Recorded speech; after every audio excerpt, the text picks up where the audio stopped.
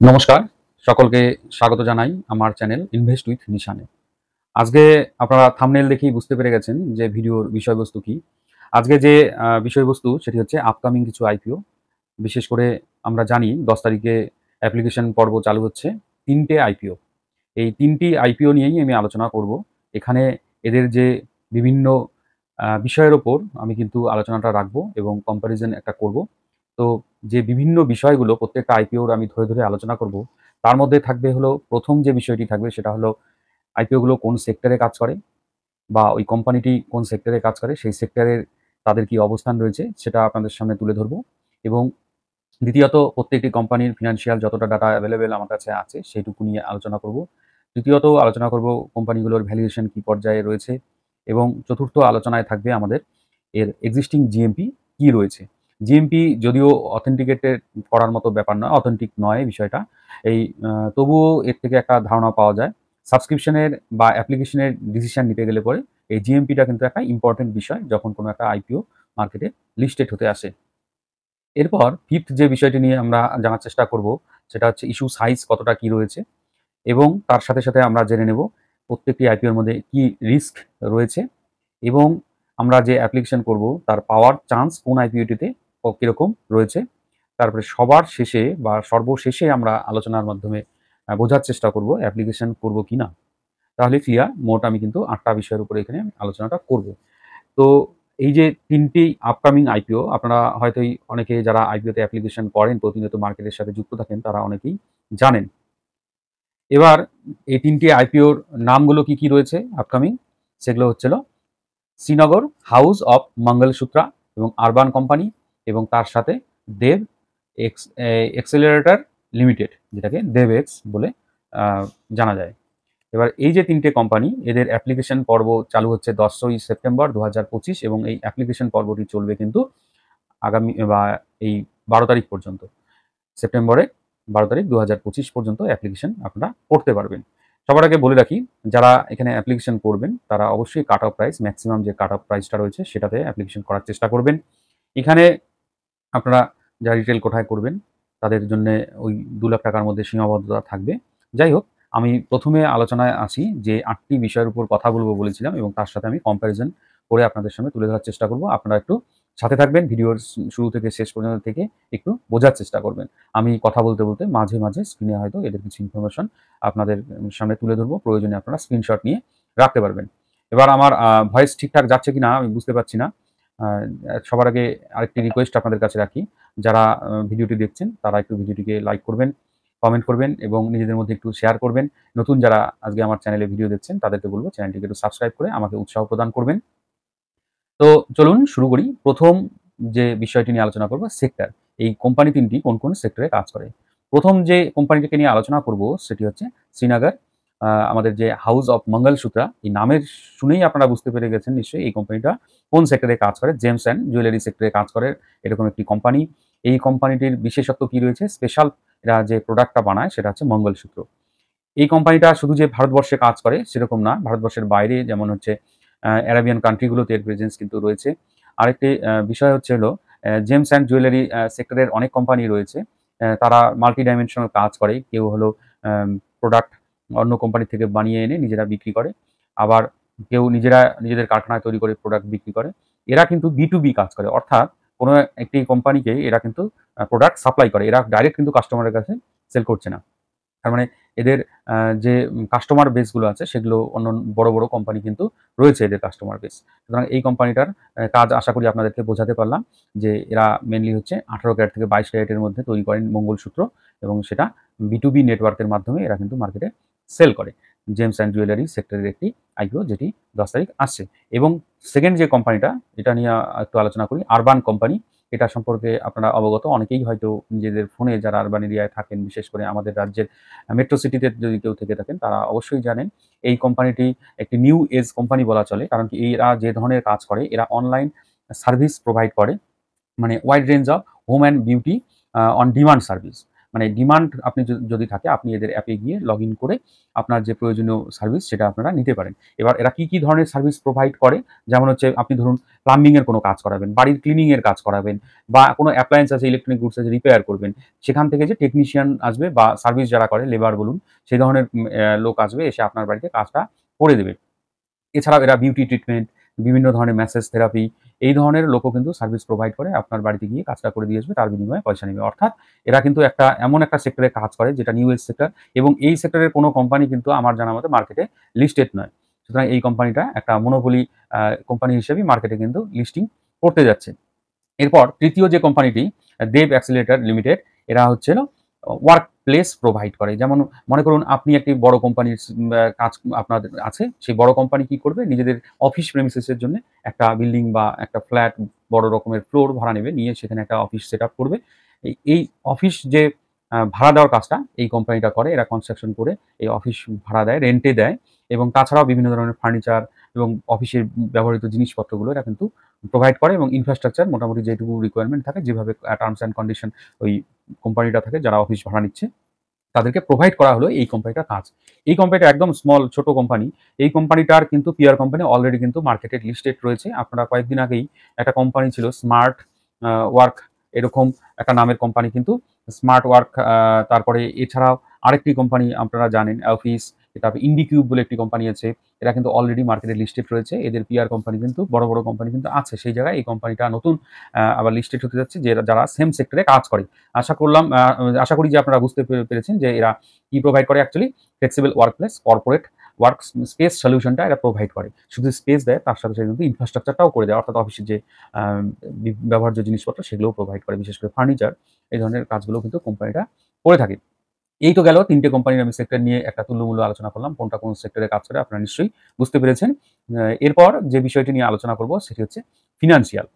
এই ফাইন্যান্সিয়াল যে ব্যাপারটা আছে সেখানে দেখতে গেলে পরে আমরা ১ম যে কোম্পানিটাকে নিয়ে একটু আলোচনা করে নিই, সেটা হচ্ছে শ্রীনগর হাউস অফ মঙ্গলসূত্রা। এই যে কোম্পানিটা আছে এরা কিন্তু ৩-৪ বছর ধরে কিন্তু প্রফিটে আছে। এদের প্রফিট মার্জিন রয়েছে হলো 4% এর মতো, এবং ডেট টু ইকুইটি রেশিও রয়েছে 0.61 এর মতো।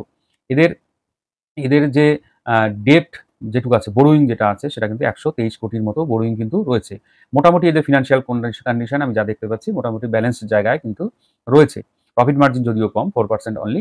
এরপর দ্বিতীয় যে কোম্পানিটি সেটা হচ্ছে আরবান কোম্পানি।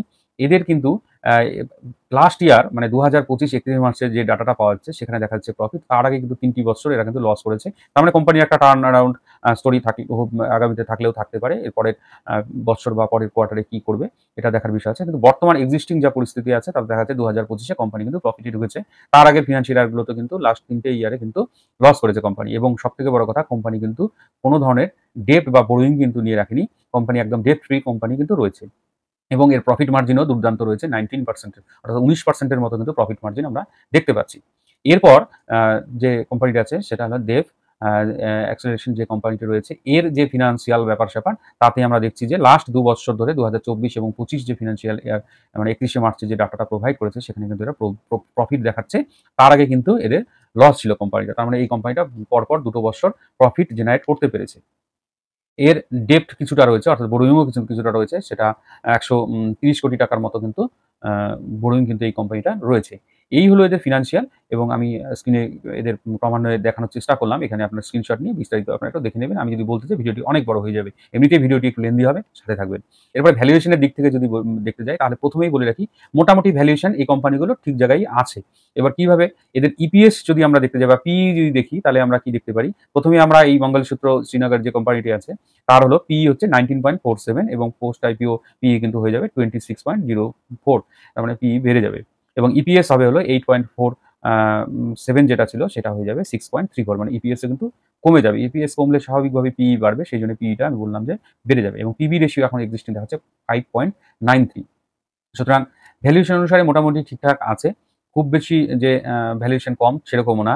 আবার খুব বেশি যে ভ্যালুয়েশন বেশি সেরকম কিন্তু না এই কোম্পানিটা।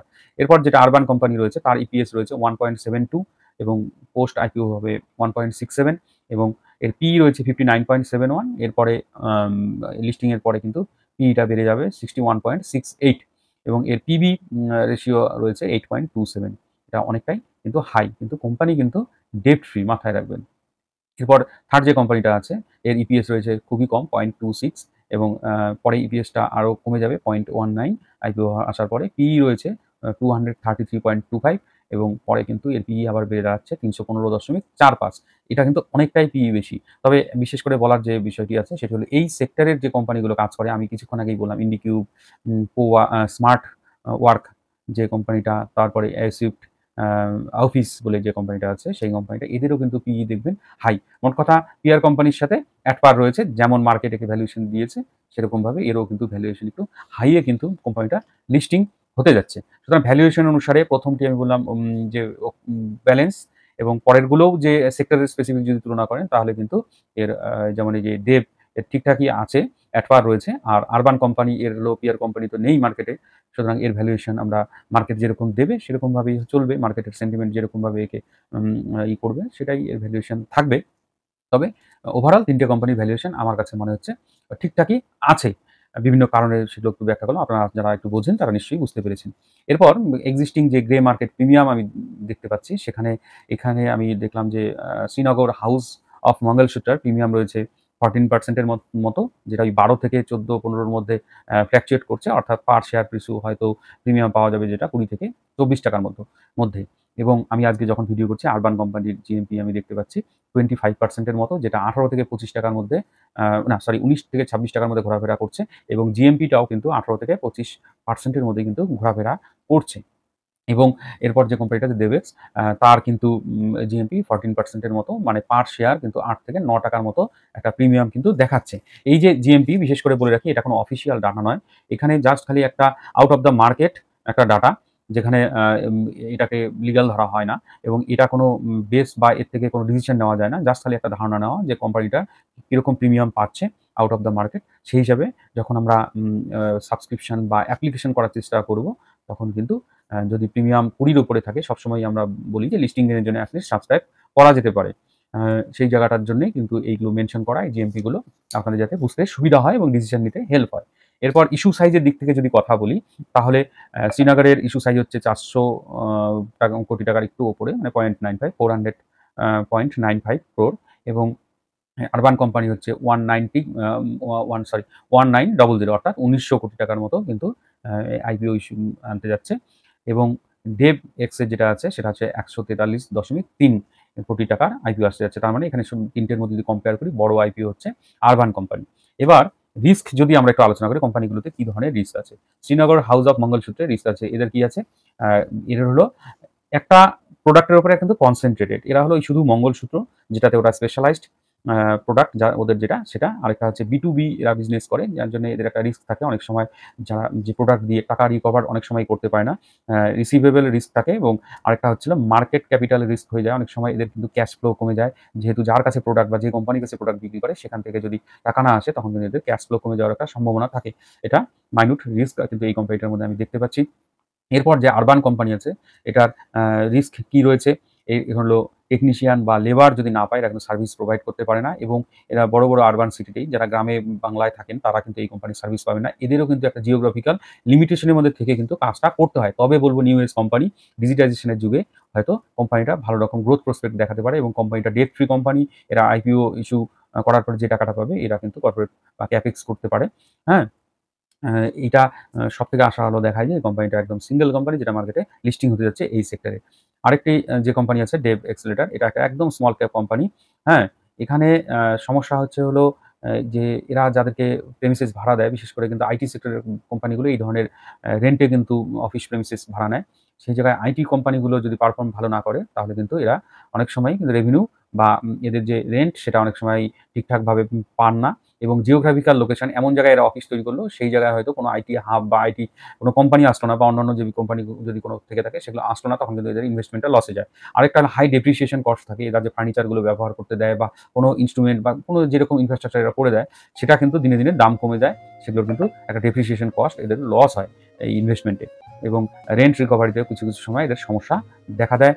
এবং এরা কি করে, যখন একটা ইনফ্রাস্ট্রাকচার তৈরি করে, একটা অফিস প্রেমিসেস তৈরি করে, এরা কিন্তু বোরোইংটা ভালো মাত্রায় করে, এবং সেখান থেকে যদি এরা ইনভেস্ট করে কোম্পানি থেকে রেভিনিউ জেনারেট না করতে পারে, তখন কিন্তু কোম্পানি সমস্যা ফেস করতে পারে। এটা কিন্তু একটা এই কোম্পানিগুলোর মধ্যে রিস্ক রয়েছে। এবার আমরা একটু দেখে নিই যে চান্সেস আইপিওতে কতটা থাকে বা কোন কোম্পানিতে অ্যাপ্লিকেশন করলে চান্সেস বেশি থাকতে পারে। সবথেকে বলে রাখি, বাড়ির যতগুলো অ্যাকাউন্ট আছে যার যার নামে, সবার নামে অ্যাপ্লিকেশন করলে চান্সেস কিন্তু বাড়ে।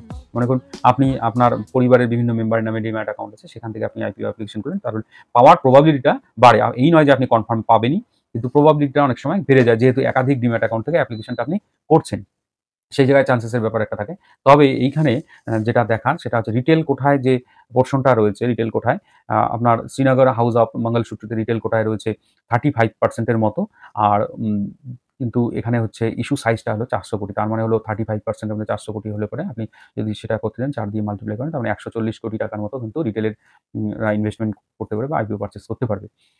আর এদিকে যদি আমরা আরবান কোম্পানিকে দেখি, সেখানে কিন্তু 10% রয়েছে রিটেল কোটা, কিন্তু এখানে ইস্যু সাইজ যেহেতু 1900 crore এর মতো, তার মানে 10% মানে 190 crore। তার মানে 140 কোটি টাকা, আর এখানে হলো 190 কোটি টাকা। তার মধ্যে ডিফারেন্সটা আছে। তার মানে এখানে কিন্তু আমরা দেখতে পেলাম শ্রীনগর হাউস অফ মঙ্গলসূত্র থেকে আরবান কোম্পানিতে আপনার অ্যালোকেশন পাওয়া বা আপনার আইপিও পাওয়ার চান্সেসটা একটু বেশি, এবং একটু মানে ভালোই বেশি বলা চলে। ৫০ কোটি টাকার ডিফারেন্স দাঁড়াচ্ছে, বেশি আছে।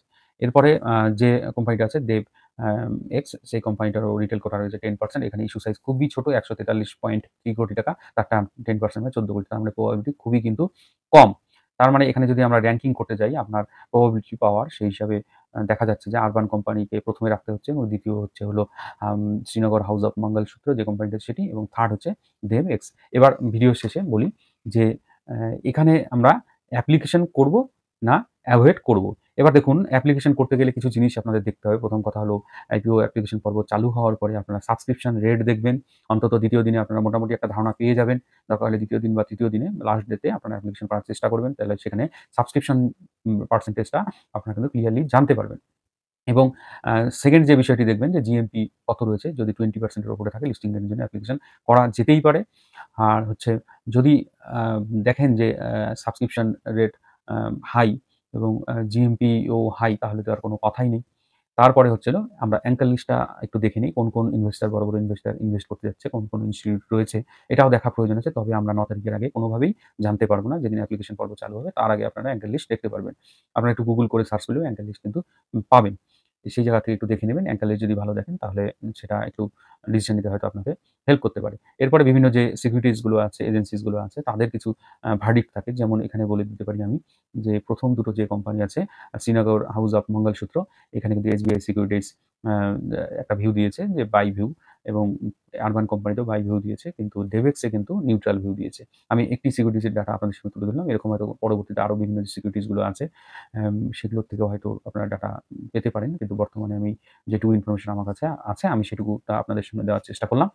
এবার সর্বোপরি লাস্ট কথা, যে অ্যাপ্লিকেশন বা এভয়েড কিভাবে করব কিনা। এবার এখানে ৩ টি আইপিও আমি যদি তুল্যমূল্য বিচার করলাম, এখানে আমার কাছে বেস্ট আইপিও কিন্তু আরবান কোম্পানি মনে হলো।